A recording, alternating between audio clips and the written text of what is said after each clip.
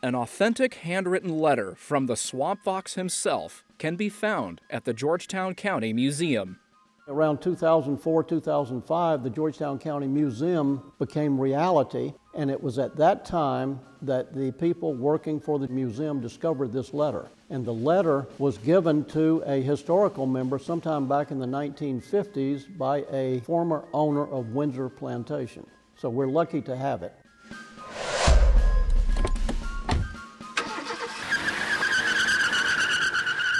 In the year 1780, at the height of the American Revolutionary War, British strategy shifted from the north to the southern colonies.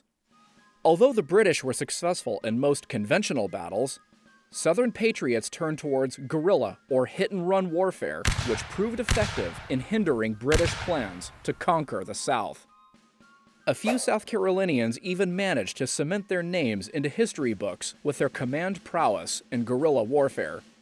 One of these individuals was the Swamp Fox, Francis Marion. Communication in any war is crucial. Unlike the instant messaging we have today, in the 1700s, commanders who were miles apart from one another had to rely on handwritten letters delivered on foot or on horseback.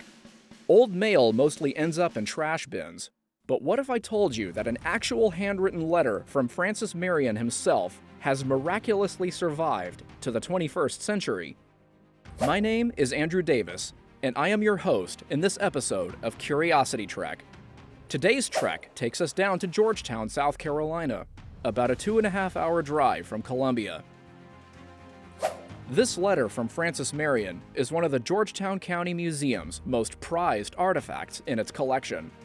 Paige Sawyer of the Georgetown County Museum joins us to broaden our minds on this priceless piece of Revolutionary War history. Hey, my name is Paige.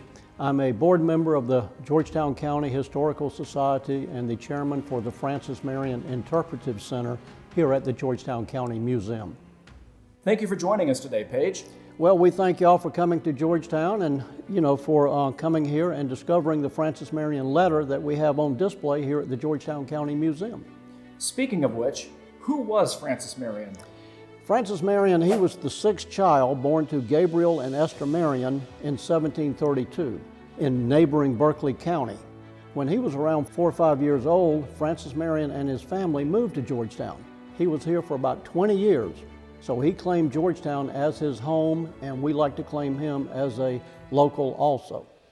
Francis Marion fought in the Cherokee War, and he later became the partisan militia leader for the group from the Santee River to the PD River here encompassing Georgetown.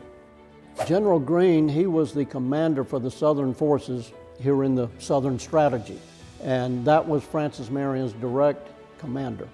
He was involved with the Battle of Sullivan's Island, which later became Fort Moultrie. He was involved with Fort Watson, Fort Mott, Eutaw Springs. Those were some of the statewide battles that he fought in, but he was more significant with his small hit-and-run tactics against the British. That is how he is mostly remembered, by his strategy that he used against the British.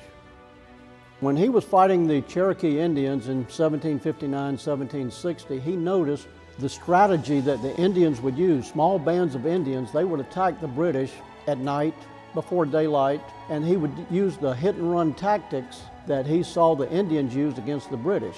They proved effective against the British, and he knew they would prove effective against the British while he was fighting them. Marion and his militiamen took advantage of South Carolina's swamps to hide from British forces. The British sent one of their most brutal and cunning commanders to hunt down and put an end to Marion's shenanigans, Lieutenant Colonel Bannister Tarleton. Marion's rivalry with Tarleton was legendary, and through this rivalry is how Francis Marion earned the nickname, the Swamp Fox. The most hated member of the British military was Colonel Bannister Tarleton, and Tarleton was well known for his evil activities. He would torture, he would burn, he would indiscriminately antagonize the local people here and around Georgetown. And that made him a very bad enemy of the people here and around Georgetown.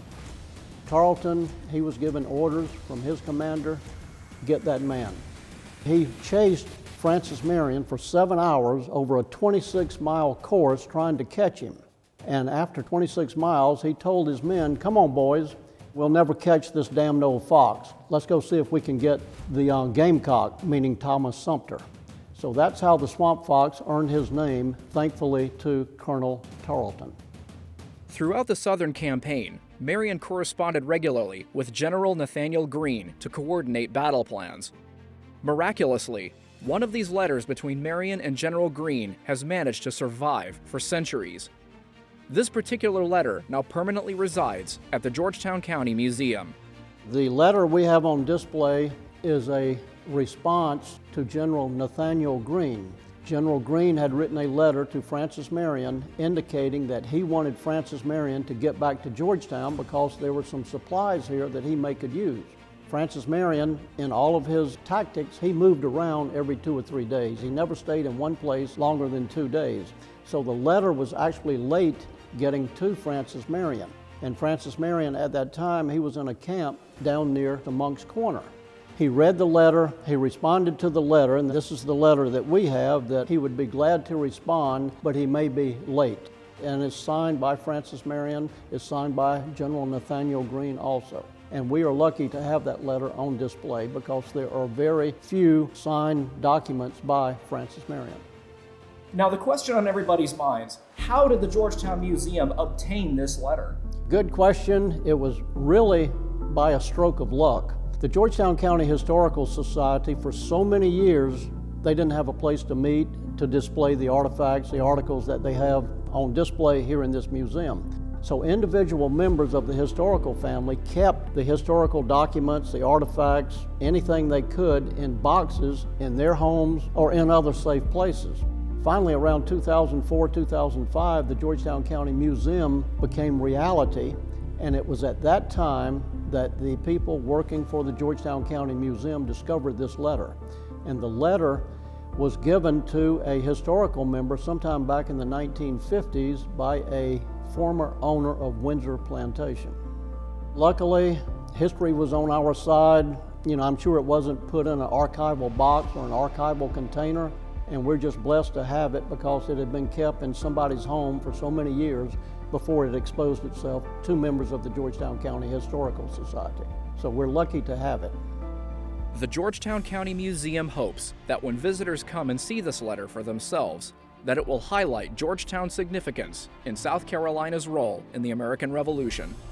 I'm hoping after they read the letter and understand its significance, they will understand the personal relationship between General Francis Marion and General Greene, and also Francis Marion's association with Georgetown and how vital Georgetown was to winning the war here in the southern states.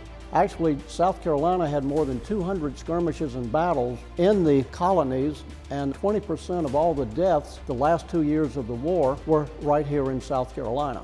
So I'm hoping people will become more aware of the significance that South Carolina played in defeating the British. Thank you for taking the time to meet with us today, Paige. Well, we thank you, sir. We appreciate you coming to Georgetown. I think you'll find Georgetown loaded with history, and anything else we can do for you, please let us know. This Francis Marion letter is a definite must-see for Revolutionary War enthusiasts. It's not every day that documents like this survive for so long, but if you are able to go and see it for yourself, I highly recommend it. I'm Andrew Davis. Where will our curiosity take us next on Curiosity Trek?